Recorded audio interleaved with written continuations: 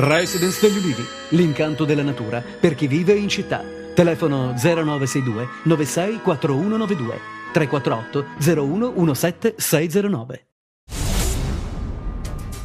Sgominata dai carabinieri di Roma una banda di hacker transnazionale che operava tra Italia e Russia attraverso canali criptati. A Milano, Brescia e Napoli le cellule operative. Gli esperti informatici acquisivano numeri di carte di credito, nomi e indirizzi, date di nascita, password e conti bancari. L'operazione ha portato all'arresto di 23 persone e centinaia di perquisizioni. In Calabria e a Roma sono state scoperte le basi operative. Centinaia gli utenti di internet vittime delle truffe online.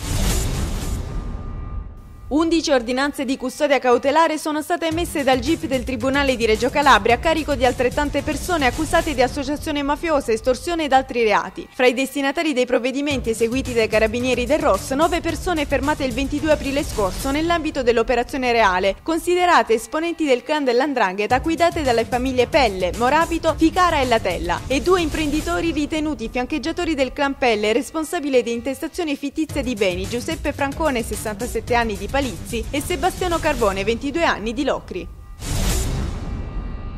Il traffico ferroviario che interessa la stazione di Lamezia Terme è bloccato in tutte le direzioni per un incendio che si è sviluppato questa mattina verso le 4:30 nei locali della centrale elettrica che controlla l'intera stazione. La causa delle fiamme sarebbe stata un fulmine. Sul posto i vigili del fuoco di Catanzaro che hanno spento le fiamme ed evacuato la palazzina abitata da 6 famiglie. Il primo piano è stato dichiarato inagibile. Sul luogo anche i carabinieri.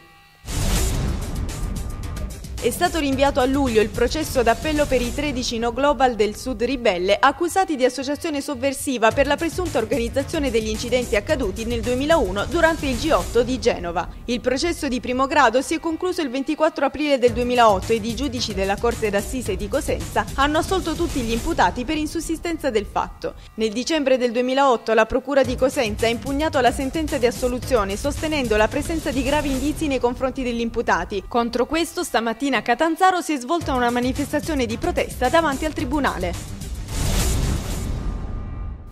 Il segretario del PD Calabria, Guccione, viste le divisioni che persistono nel partito, ha annunciato il rinvio della riunione convocata nei giorni scorsi per eleggere il capogruppo nel Consiglio regionale, puntando il dito contro l'Oiero. I loieritani hanno risposto subito con un comunicato, definendo Guccione inadeguato a governare e hanno auspicato il commissariamento del partito. In tarda serata è arrivata la replica di Guccione in cui chiede all'Oiero di richiamare gli eletti della lista Autonomia e Diritti da lui ispirata, al fine di compiere una scelta coerente e responsabile per evitare confusioni ed ambiguità che non aiutano la costruzione del PD in Calabria.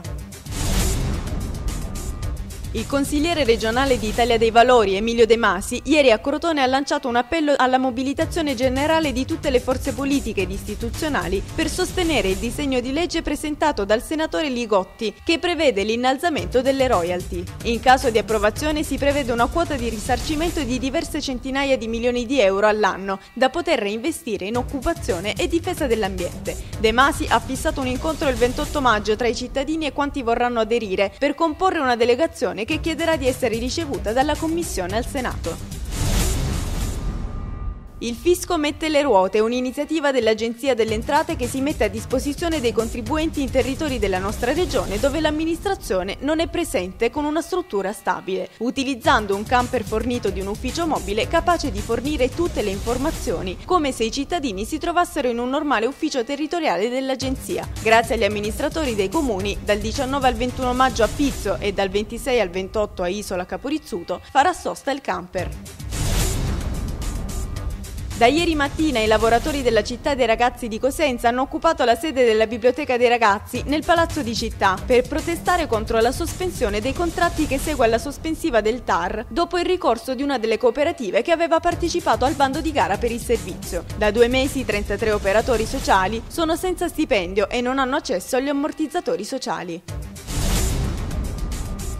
Per il secondo anno consecutivo il Comune di Cosenza partecipa alla campagna nazionale Siamo tutti pedoni, organizzata dal Comando di Polizia Municipale, in collaborazione con l'Assessorato ai Trasporti e l'Assessorato alla Pubblica Istruzione. Ieri in conferenza stampa è stata presentata l'iniziativa dall'Assessore ai Trasporti Agostino Conforti, l'Assessore alle Politiche dell'Educazione Franco Napoli, il Comandante della Polizia Municipale Giampiero Scaramuzzo.